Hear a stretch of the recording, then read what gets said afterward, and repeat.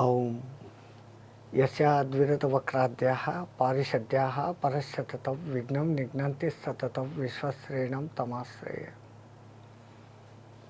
శరదిందు వికాస మందహాసం స్ఫురదిందీవరలోచనాభిరామం అరవింద సమాన సుందరాస్యాం అరవిందాసన సుందరీం ఉపాస్మహే. జ్ఞానానందమయం దేవం నిర్మల స్ఫటికాకృతిం ఆధారం సర్వవిద్యానాం శ్రీ హయగ్రీవ గురుం ఉపాస్మహే. మా గురుదేవులైనటువంటి మహంత్ హిమాలయ గిరిజీ మహారాజ్ వారి పాదపద్మములను మనస్సులో స్మరించుకొని, పూజ్య గురుదేవులైనటువంటి శ్రీమాన్ భిక్షమయ్య గురువుజీ గారికి వందనాలు సమర్పించుకొని, చెప్పుకోదగినంత గొప్ప జీవితం మాది ఏమీ కాదు స్వామి. 1920వ సంవత్సరం ఏప్రిల్ నెల 2వ తారీఖున హరిద్వార్లో ఒక మేళా జరుగుతూ ఉండేది. ఆ మేళాలో 1920 ఆ మేళాలో ఒక 2 ఏళ్ల పిల్లవాడు తప్పిపోయాడో వాళ్ళ తల్లిదండ్రులకు బరువై వాడిని వదిలేశారో తెలియదు. 2 సంవత్సరాల పిల్లవాడు ఏడ్చుకుంటూ పోతుంటే ఆ పిల్లవాడు ఏ పూర్వజన్మలో ఏ పుణ్యాలు చేసుకున్నాడో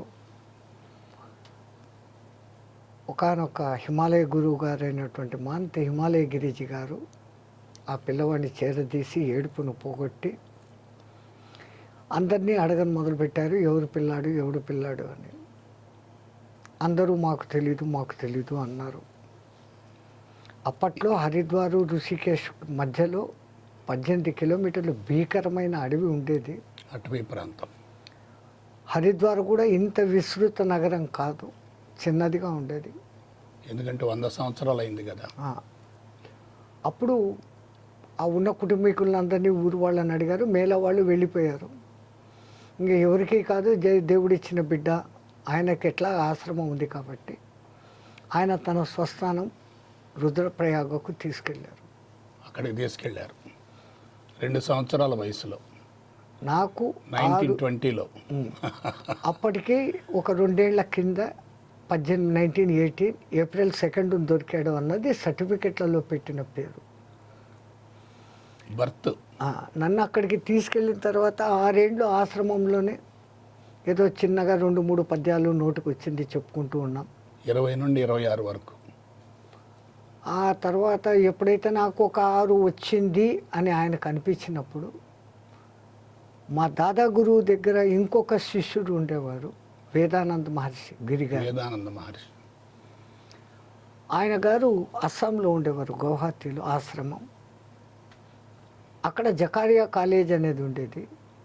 ఈ మహానుభావుడు అక్కడ వాళ్ళకు ఇంగ్లీష్ పాఠాలు చెప్పేంత మహాజ్ఞాని. అందుకని నన్ను అక్కడే విద్యాభ్యాసానికి వేస్తే బాగుంటుందని మా గురువుగారు నన్ను అక్కడ గౌహతికి తీసుకెళ్ళారు. అప్పటికి వయసు 6-7 ఉండవచ్చు. 6-7 సంవత్సరాలు. తో మా గురుగారు మధ్యలో వచ్చిపోయేవాళ్ళు, మాకు సెలవులు వస్తే మేము వచ్చిపోయేవాళ్ళం. అట్లా ఊహ తెలిసే నుంచి కూడా మేము ఆశ్రమంలోనే ఉన్నాం. ఆశ్రమ వాతావరణం, ఆ మంత్రాలు, ఆ ఘోష, ఆ సాధనలు, ఆ సాధువుల వ్యవహారాలు, అలాగనే కేవలం చదువు, అక్కడ పోవడం, చదువుకొని రావటం, ఆ గురుగారికి సేవ చేసుకోవటం. 1938లో మాకు డిగ్రీ వచ్చింది. 1938. అది తీసుకొని మా గురువుగారి పాదాల చెంత పెట్టాం. ఆయన అన్నారు, చాలా త్వరలో స్వతంత్రం వస్తుందరా, నువ్వు ఇంగ్లీష్ మీడియం చదివినావు, ఎక్కడైనా ఉద్యోగం వస్తుంది, నీ బతుకు నువ్వు బతుకు అన్నారు. మాకు బయటి ప్రపంచం అంతకు ముందు వరకు ఏం తెలియలేదు. ఆ భజనలు, ఆ ఆసనాలు, ఆ ప్రాణాయామాలు ఇట్లే ఉండేది, గురు సేవలు ఇంతే ఉండేది, ఆ పఠనాలు, పుస్తకాలు. ఆయన నన్ను పొమ్మన్నాడే అనే ఆవేశంతో, ఆయన మాకు గురువు తండ్రి, కొంచెం క్లోజ్నెస్ ఉండేది, భయము భక్తి ఉండేది. ఆ సర్టిఫికెట్ తీసి సించేస్తున్నాం. ఆయన అన్నారు, పాగల్ తూ క్యా కర్ దియా రే, ఎందుకు సించినావు దీనికి అన్నాడు. మళ్ళీ నాకు బయట పో అంటావు, నేను బయట పోయి ఎక్కడ బతకాల, ఊరు నాకు తెలుసు, మళ్ళీ ఏం చేస్తావు, మీ దగ్గర చేలాగా శిష్యుడిగా ఉంటాను అన్నాను. ఆశ్రమంలోనే ఉంటామన్నారు. చాలా కష్టమైన జీవితం నాయన, ఆశ్రమ జీవితం అన్నాడు. ఏమైనా పర్వాలేదు అన్నాను. అట్లా ఆయన నన్ను శిష్యుడిగా అప్పుడు స్వీకరించాడు. దానికి ముందు కేవలం ఏదో ఒక అనాథ పెంచుకుంటున్నాం మన ఆశ్రమాల్లో కూడా. అప్పుడు శిష్యుడిగా స్వీకరించడం జరిగింది.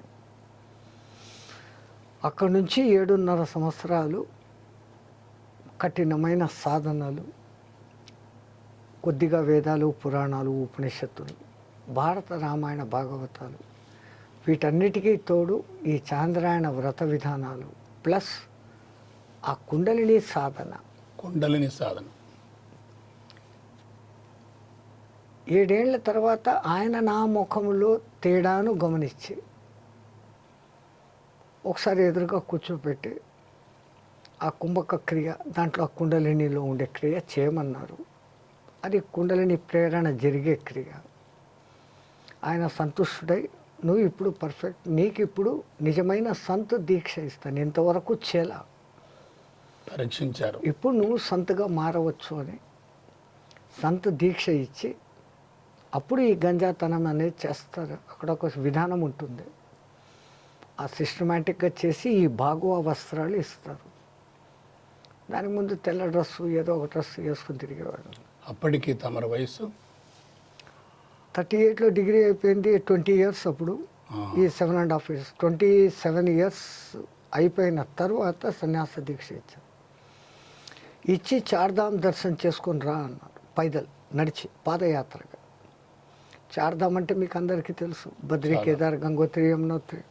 చాలా క్లిష్టమైన, చాలా తొందరగా రెడీ అయ్యాను. దానికి ముందు ఎన్నోసార్లు ఈ సెలవుల్లో అప్పుడు తిరిగేవాళ్ళం మేము. ఏమంతా జల్దీ తయారవుతుండవు అన్నమాట. చార్ధామ్ కదా, ఆల్టుగెదర్ 160-170 kilometers రేడియస్ 120 కిలోమీటర్లు మాకు అంత. అంటే పగల్ బడా చార్ధామ్ అన్నాడు. అప్పటి వరకు మాకు బడా చార్ధామ్ అంటే తెలియదు. అప్పుడు చెప్పారు, బద్రి, పూరి జగన్నాథ్, రామేశ్వరం, ద్వారకా. ద్వారకా నుంచి మళ్ళీ బయలుదేరిన స్వస్థానానికి రావాలి. మా గురువుల ఉద్దేశం అంటే ఎంత 4 దర్శించుకోమన్నారా? పైదల్ పాదయాత్రతో 4 దర్శించుకోమన్నారు. మరలా చెప్పండి. బద్రీనాథ్, బద్రీనాథ్, పూరి జగన్నాథ్, పూజం, రామేశ్వర్నాథ్, ద్వారకా, ద్వారకానాథ్. 4 దర్శించమన్నారు. అది నడిచి మా నడిచి గురువు దర్శించమన్నారు. పైదల్ పాదయాత్ర. మొత్తం టోటల్ ఎంత ఉంటుంది స్వామి డిస్టెన్స్? 2 ఏళ్ల 9 నెలలు పట్టింది. బా, ఆయన ఉద్దేశం ఏంటి అంటే, ఈ భారతదేశంలో ఎన్ని రకాల భాషలు ఉన్నాయి, రాష్ట్రాలు, వాళ్ళ ఆచార వ్యవహారాలు ఏంటి, వాళ్ళ ఆహారపు అలవాట్లు ఏంటి, సంస్కృతి సాంప్రదాయాలు ఏంటి, ఈ శీతోష్ణాలు ఏంటి, వీటన్నిటికీ వీడు అలవాటు పడాలి. తట్టుకోగలడా లేదా? చేసి వచ్చి నీ అనుభవం నాకు చెప్పు అంటారు. ఆ మహానుభావుడు అట్లా చెప్పబట్టి ఒరిస్సా దాటిన తర్వాత అంతవరకు హిందీనే మాట్లాడే మాకు ఈ తెలుగు పరిచయమైంది, తమిళ్ పరిచయమైంది, మలయాళం పరిచయమైంది, కన్నడం పరిచయమైంది. ఆ గురు కృప. రెండవది, మనిషిలో ఉండాల్సిన తపన. ఐ కెనాట్ అనుకుంటే మనిషి ఏమీ చేయలేడు. వై కెనాట్ అనుకుంటే he can achieve anything. Excellent. First ఈ ఆంధ్ర బార్డర్స్లోకి మేము వచ్చినప్పుడు బరంపురం దాటి ఇచ్చాపురానికి ముందు చికటి అని ఒకటి వస్తుంది. అది ఒరిస్సా సగం ఉంటుంది, ఆంధ్రాలో సగం ఉంటుంది. ఆ గ్రామం పెద్ద ఆశ్రమం ఉంది అక్కడ. అనాథ పిల్లలను ఒక మహానుభావుడు చాలా చక్కగా చూస్తున్నాడు. కొన్ని గోవులు ఉండేటివి. అక్కడికి పోయి మేము అడిగాం, ఒక 3-4 నెలలు మాకు ఇక్కడ ఉండనిస్తారా మీరు ఏ సేవ చెప్తే ఆ సేవ నేను చేస్తాను. వంట రాదు, మిగతా మీరేం చెప్పినా చేస్తాం, ఏమన్నా చేస్తాం.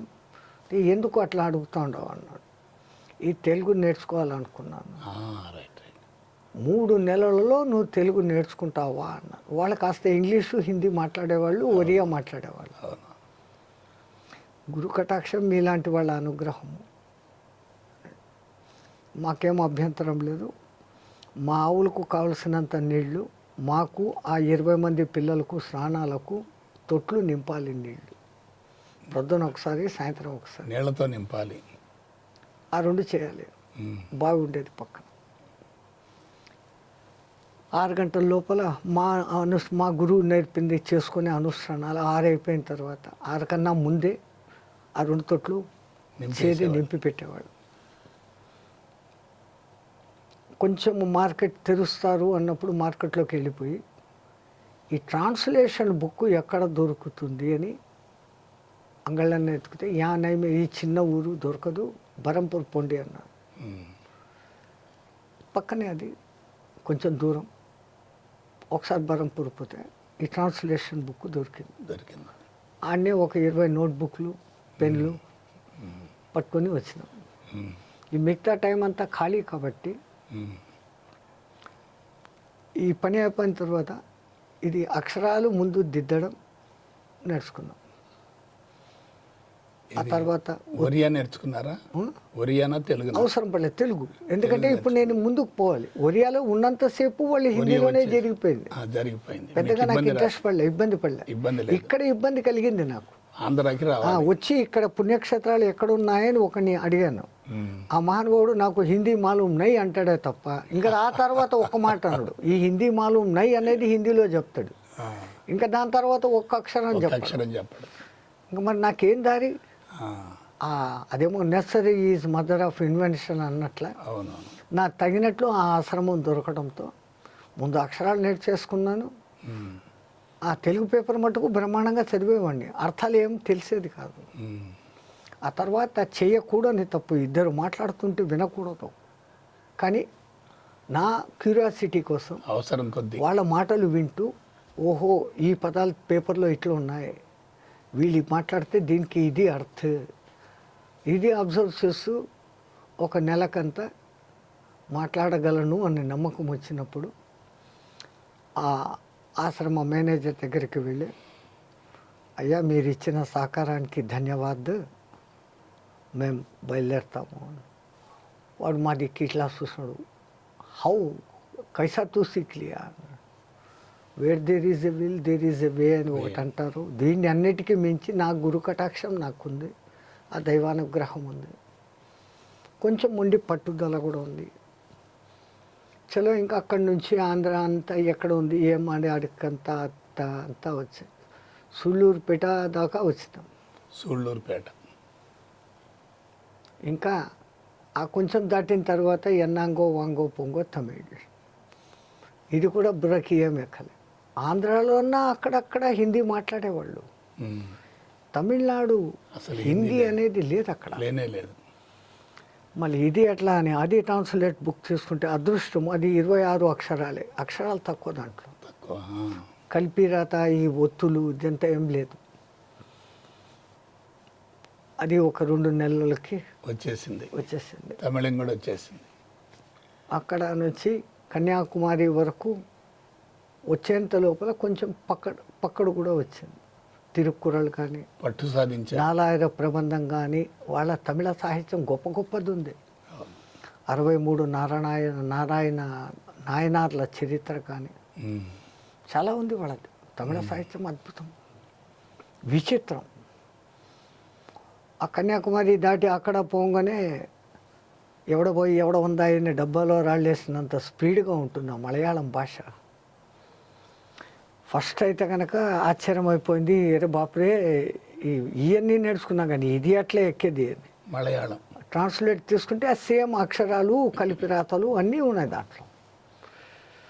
అక్షరాలు ఇంకా కఠినం, తమిళ్ కన్నా ఇంకా కఠినంగా.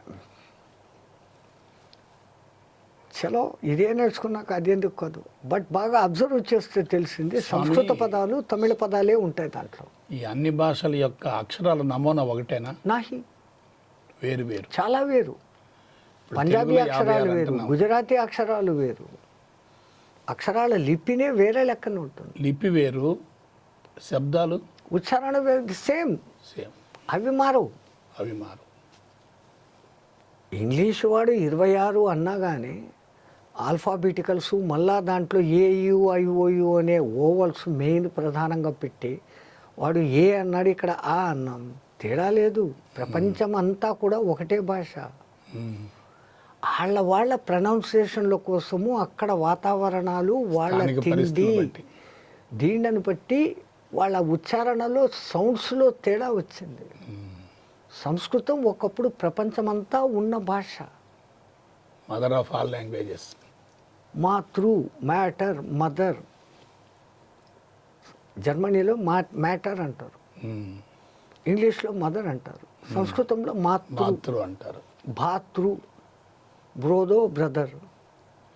జర్మనీ కలుస్తుంది ఎక్కువ, ఇటాలియన్, లాటిన్. ఇవన్నిటినీ చూస్తే అనేక పదాలు, సంస్కృత పదాలు కొంచెం మారి మరి వాళ్ళ ఉచ్చారణ మారి మిగతా భాషలు అయ్యాయి. అట్లా మలయాళం అయిపోయింది. అంతా దాటుకొని కర్ణాటకలోకి ఎంటర్ అయినాం. కర్ణాటక మాకు కష్టం 1, అనిపించింది. 2, 3, 4. కర్ణాటక కన్నడము తెలుగుకి లిపి సేమ్ ఇంచుమించు ఒకే లెక్కన ఉంటుంది. మ్మ్. మాటలు కూడా ఈజీ. కూత్కొండ్రి, కూర్చోండి, కన్నడ. బర్రి, రండి, హోగ్రి, పొండి. అది ఈజీ అయిపోయింది. ఆ. ఇంకా మళ్ళీ మహారాష్ట్రలో పడినాక అంతా హిందీ. హిందీ వచ్చేసింది కానీ ఆ ఆల్రెడీ. పండరిపురం లాంటి క్షేత్రాల్లో మళ్ళీ తిరగడం, పక్కన ఊరికి పోవడం, మళ్ళీ అక్కడ తిరగడం, ఆ పాండురంగ ఆనందం మాకు అట్లా. తోణా కణాచి అనేసి ఇంతో అంతో 2, 3 మరాఠీ పదాలు. మళ్ళా ఆ నుంచి గుజరాత్, రాజస్థాన్ అట్లు తిరిగి మళ్ళీ ఈ ద్వారకా ఇదన్నీ చూసుకొని ఆల్మోస్ట్ అన్ని రాష్ట్రాలు తిరిగారు. ఒక్క కాశ్మీర్ తప్ప. కాశ్మీర్ తప్ప. ఎందుకంటే తగలదు. కాశ్మీర్ పైన తగలదు. మళ్ళీ ఈ కాంగడా ఇవన్నీ హిమాచల్ ప్రదేశ్ ఇవన్నీ కూడా చూసుకొని గురువు దగ్గరికి పోతే तो एक तो छोड़ दिया रे तू कश्मीर को जाके आ जा అన్నాడు. మళ్ళా అక్కడికి పోయినాం. అది చూసి గురువు దగ్గరకు వచ్చినాక అప్పుడు నియమాలు కొని పెట్టినారు. 5 రోజులకు మించి నువ్వు ఎక్కడ ఉండకూడదు. 5 days. అయాచితంగా ఉండాలి, అడగకూడదు. ఎవరిని చేయి చాపకూడదు, ఎవరి ముందు చేయి చాపకూడదు. అప్పుడు మాకు గురువుతో తండ్రిలాగాను అనుబంధం ఉండేది కాబట్టి అడగకుండా ఉంటే మళ్ళీ ఎట్లా బతికేది. నువ్వు పోయేటప్పుడు నాకు ఇంత కట్ట ఇచ్చినావు, సరే తిరిగినాను. ఇప్పుడు నువ్వు ఊరికే ఎవరికే అడగద్దు అంటావు, ఎట్లా పోవాలా? అంటే వాడి మీద నీకు నమ్మకం లేదా?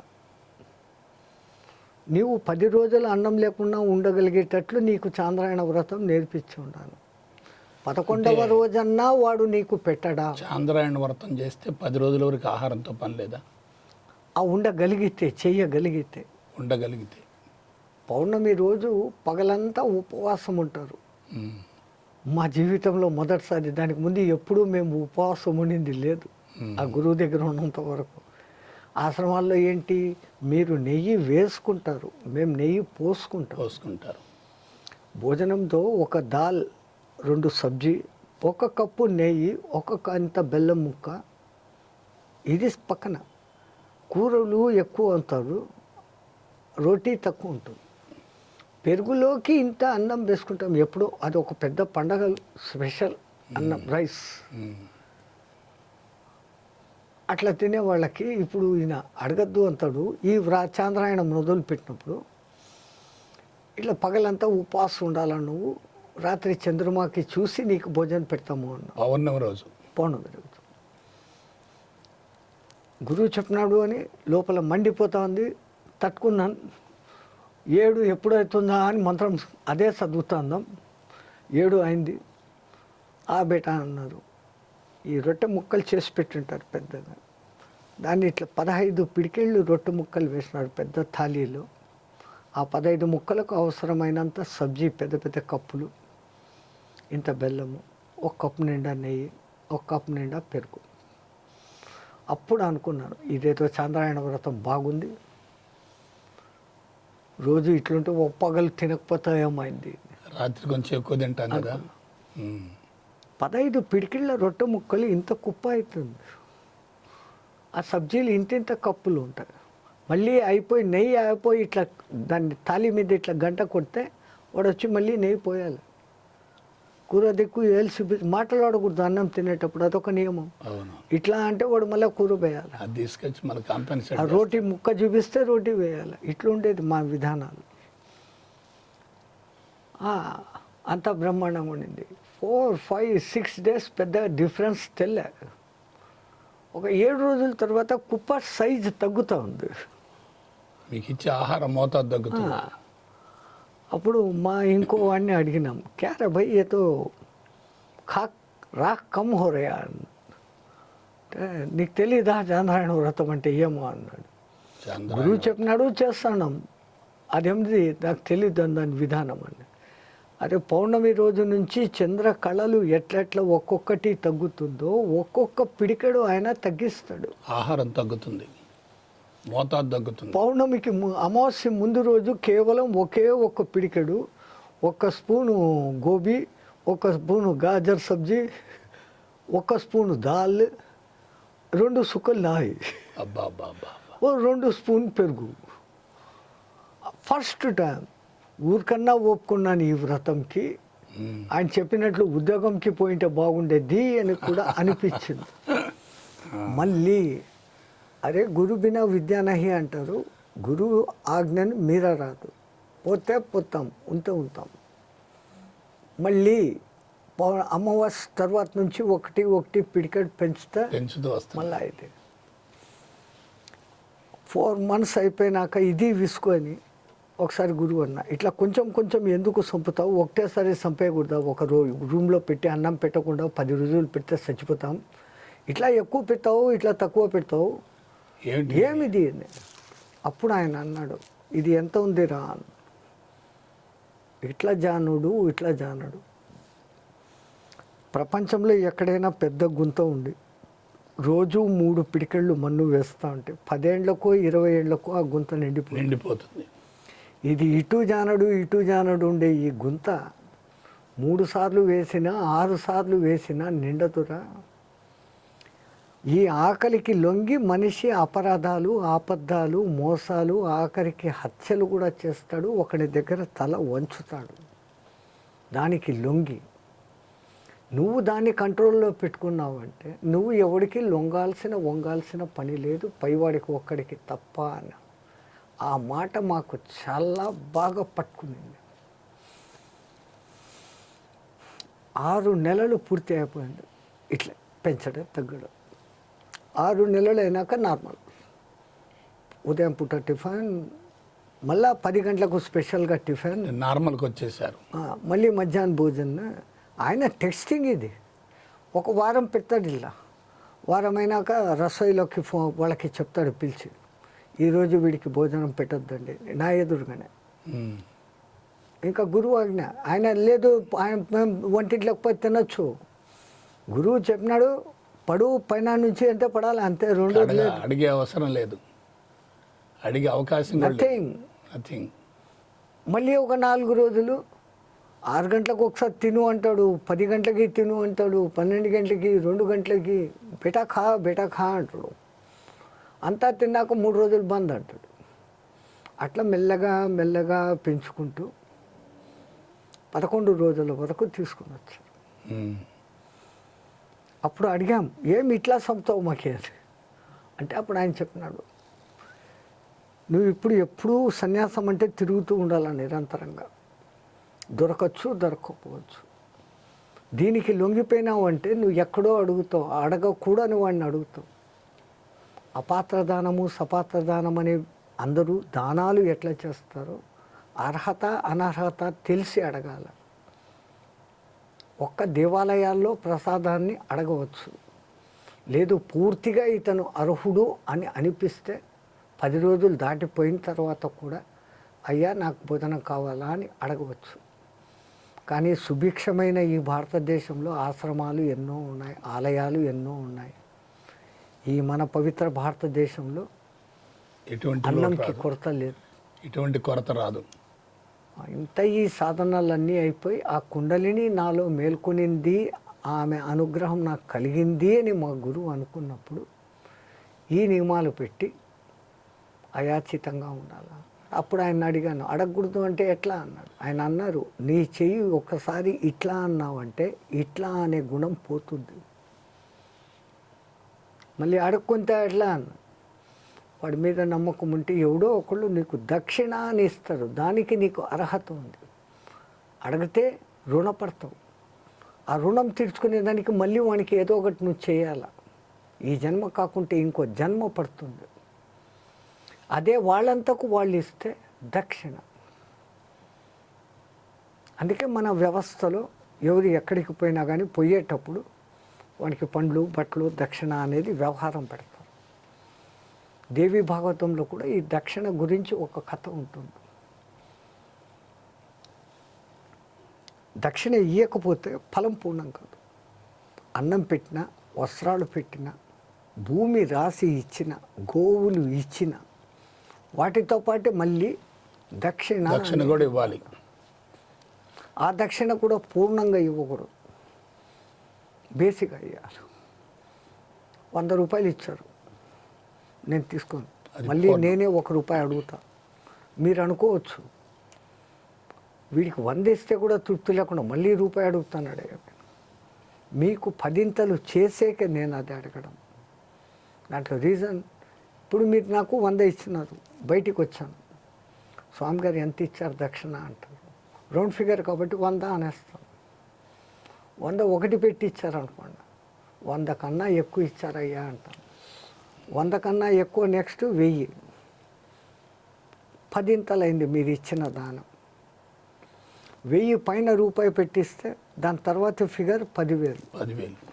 10,000 మీద ₹1 పెట్టిస్తే 1,00,000. ఎప్పుడైతే ₹1 పెట్టినారో మీరు ఇచ్చిన దానికి 10 అవుతుంది. ఇచ్చిన వాడికి 10 శుభం కలుగ్గాక అనే దానికోసం ఇది పెడతారు. దాని పేరు దక్షిణ. ఇది యాచన. యాచన చేసి అడుక్కుంటే రుణపడతాం. ఆ రుణం మళ్ళీ తీర్చుకోవాలి. ఆ తీర్చుకునేకి ఈ జన్మనో ఇంకో జన్మనో వాడితో కుక్కగానో పిల్లిగానో పుట్టాలి. ఇంకో జన్మ వద్దని ఈ సన్యాసం తీసుకున్నాక ఇదెందుకు? ఇది అడగంగానే మనం లోకు అయిపోయినాం. ఏం 10 రోజులు లేకుంటే ఈ పాడు కడుపుకు అన్నమే కదా కావాలా? డబ్బు లేకపోతే నడిచేదానికి దేవుడు కాళ్ళు ఇచ్చాడు. మాకు దేనికి అవసరమవుతుంది? బస్సులు ట్రైన్లు టికెట్ల కోసం అవుతుంది. ఇంకా వేరే ఏముంది? ఇంకొకటి, ఎవడో అనాథ ఆకలితో పడుకొని ఉంటాడు, లేని స్థితిలో ఉంటాడు. ఎవరో ఇచ్చింటారు దక్షిణలు. ఓ హోటల్కి పోయి వాడికి ఒక అన్నం పొట్లం కొని, ఓ నీళ్ళ బుడ్డి కొని వాడిని లేపి తినిపించాడు. వాడు ఉండుకొని నువ్వు అది చేసినావు ఇది చేస్తావు మాకు పొగుడతాడు. నాకు కాదు, అది నాకు ఇచ్చిన వాడికి. నేను మీడియేటర్ మాత్రమే. ఎందుకంటే సన్యాసి అన్నవాడు పుణ్యము చేయకూడదు, పాపం ఎట్లా చేయడు, పుణ్యము చేయడు. ఆ దేవుడి దగ్గర ఉన్నది 2 అకౌంట్లే కదా వాడు చూసేది. పాప పుణ్యాలను పట్టే కదా మనల్ని. వాడి అకౌంట్లోకి మనం పడకుండా అంటే వాడేం చేస్తాడు? ఇంకా మనకు జన్మ లేదు. ఇది ఇరుక్కునేదంతా ఈ రెండిట్లోనే, పాప పుణ్యాలతోనే మనం ఉన్నాం. నేను పాపాలు అయితే చేయను, పుణ్యాలు చేసేంత శక్తి నాకు లేదు, కానీ పాపాలు మట్టుకు చేయకుండా ఉంటాను. ఒకవేళ పుణ్యం అంటూ చేస్తే అది నేను చేసింది కాదు, నాకు ఎవడో ఇచ్చింది. ఈ సాత్ మే ఆయా ఈ సాత్ మే గయా మేరా క్యా గయా. మా గురువు ఇదే డైలాగ్ చెప్పేవాడు. ఈ సాత్ మే ఆయా ఈ సాత్ మే గయా మేరా క్యా గయా. ఫస్ట్ టైం ఒకసారి ఇట్లే యాత్రలంతా చేసి మా గురుస్థానంకి పోయినాం. సంవత్సరంలో ఒకసారి మకర సంక్రమణానికే గురుస్థానానికి పోవాలి. అక్కడికి వెళ్ళాలి. అక్కడ పోతే కూడా 5 రోజులే. అట్లా పోయినప్పుడు మాది బ్యాగ్ ఎవడో తీసుకుపోయినాడు, ధరంజోలి. అంటే వాళ్ళు ఇచ్చింది వీళ్ళు ఇచ్చింది దక్షిణ ఉంటాడు. ముఖం డల్గా పెట్టుకొని మా గురువు దగ్గరికి పోయినాం. ఏం అట్లా ఉంది మీ ముఖం అని అడిగినాడు. పైసా పోయింది, చాలా ఉండింది, ఎంచినావా అన్నాడు. ఎంచే గుణం లేదు మాకు, చెప్పాడు ఆయన. ఇచ్చింది తీసుకోవాలా, సంచిలో చేపెట్టి ఖర్చు చేయాలి. సంచిలో ఏం లేదు, నడిచిపోవాలి. ఎంచలేదన్నాడు. సగం పాలిచ్చినావు, మళ్ళీ పోయింది నీదే, నువ్వు ఏమన్నా సంపాదించినావా, మీ నాయనదా మీ తాతదా? ఎవడో ఇచ్చినాడు, ఎవడికో ఇమ్మని నీ చేతికి